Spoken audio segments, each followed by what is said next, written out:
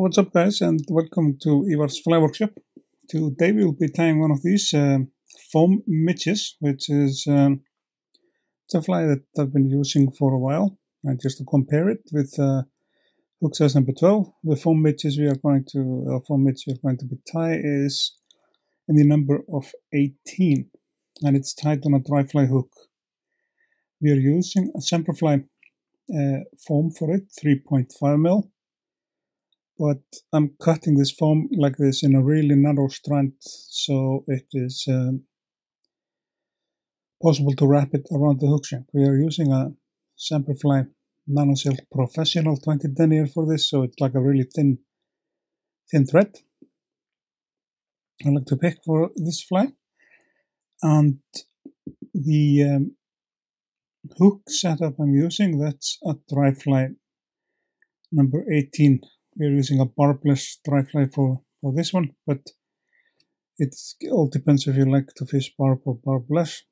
I'm getting more and more into fishing without the barb here in Iceland because I'm releasing most of my catch, like over 98% of the catch I'm getting. It's just I'm putting it back to the lake.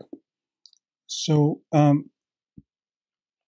here's a foam strand which I just cut freehand with my scissors, and you have to place that on the top of the hook shank, and not too tight, like because this thread is that thin, you can actually cut through the foam if you do too tight wraps on it. So somebody will prefer like a thicker thread for it, but it's like still it's size number 18, so that is considered rather small for Iceland. You can get away actually with fishing larger dry flies and flies that are fishing almost right under the film or the water film. So one spin more, we'll secure or catch it with our thread.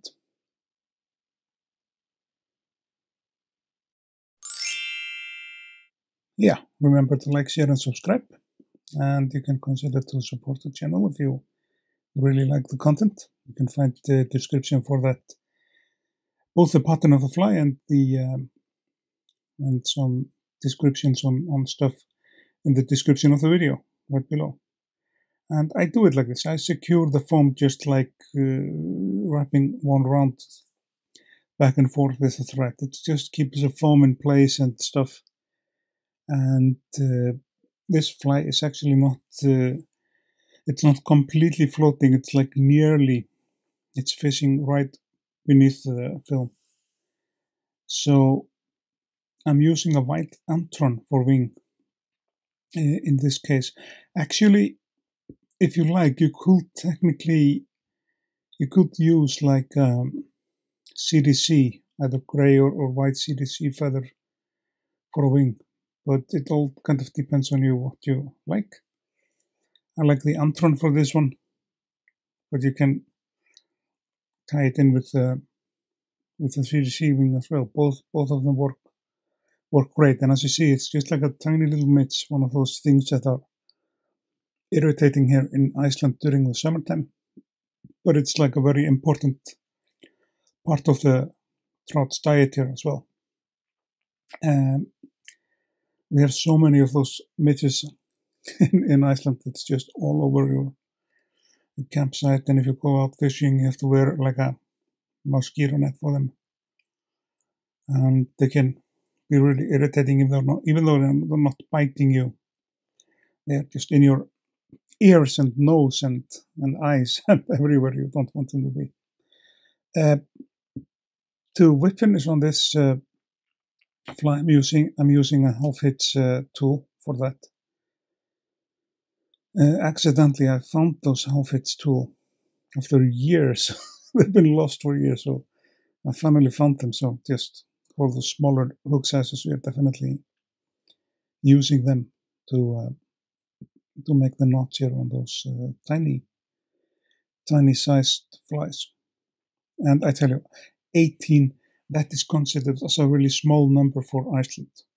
you can get away with larger flies here. So it's like some of the flies I've been tying on the channel, some people would think those would not work in America. In some states, they will not work in Europe, in some parts of Europe where you're fishing for trout, but they work up here.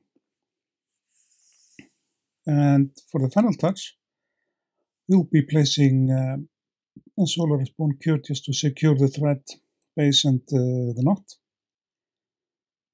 Just give it just a little glance of that, and then we're going to zap it with our light. And I just want to say to you guys, thanks for watching. Remember to like, share, and subscribe to the channel for more content. And I will see you guys in the next video.